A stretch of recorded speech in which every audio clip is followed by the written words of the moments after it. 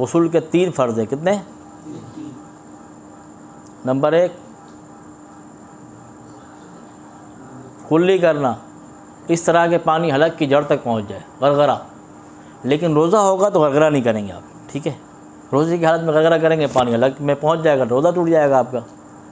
रोज़े में आप गरगरा नहीं करेंगे, आम रूटीन में आप गरगरा करेंगे।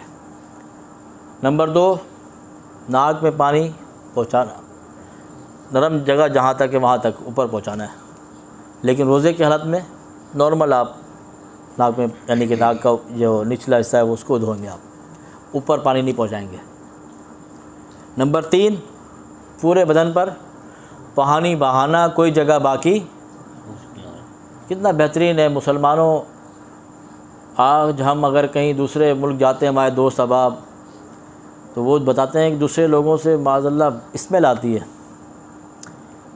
गंदी बू आती है, क्योंकि मुसलमान के एक ताहरत भी है और बरकतें भी है। मेडिकल अब साइंस जो है इस पर अब रिसर्च कर रही है कि वज़ू के कितने फ़ायदे हैं, गुस्ल के कितने फ़ायदे हैं, नमाज के कितने फ़ायदे हैं।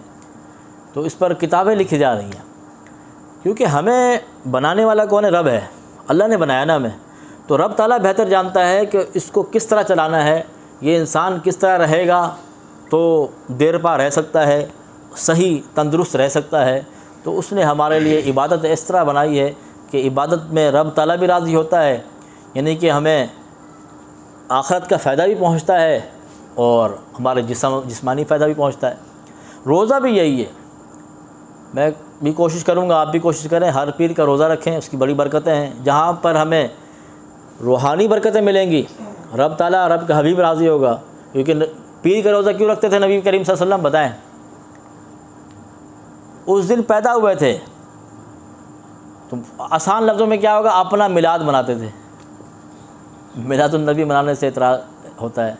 नबी से पूछा गया कि नबी करीम सल्लल्लाहु अलैहि वसल्लम से साहबा ने पूछा, या रसूलल्लाह पीर का रोज़ा क्यों रखते हैं? आपने फरमाया इस दिन मेरी पैदाइश है। तो शुक्राने के तौर पर आप रोज़ा रखते थे उस दिन, पीर का रोज़ा, तो उसकी सुन्नत हम अदा कर सकते हैं। पीर का रोज़ा रखें तो ख़ुद ही फ़ायदा होगा। चलो हर पीर को नहीं, महीने में रखें, तो वो महीने में नहीं तो कम से कम जो नवाफिल के रोज़े आते हैं, चाहे वो मुहर्रम के हों चाहे दूसरे महीने के हों, तो उन महीनों में भी हम अगर नवाफिल रोज़ा रखें उसकी बरकतें होंगी। तो रोज़ा हो, नमाज हो, वज़ू हो, गुस्ल हो, सारे फ़ायदे। पूरे बदन पर पानी बहाना है तो कोई जगह बाकी ना रहे। कितनी कोशिश करेगा बंदा, कितने फ़ायदे हैं।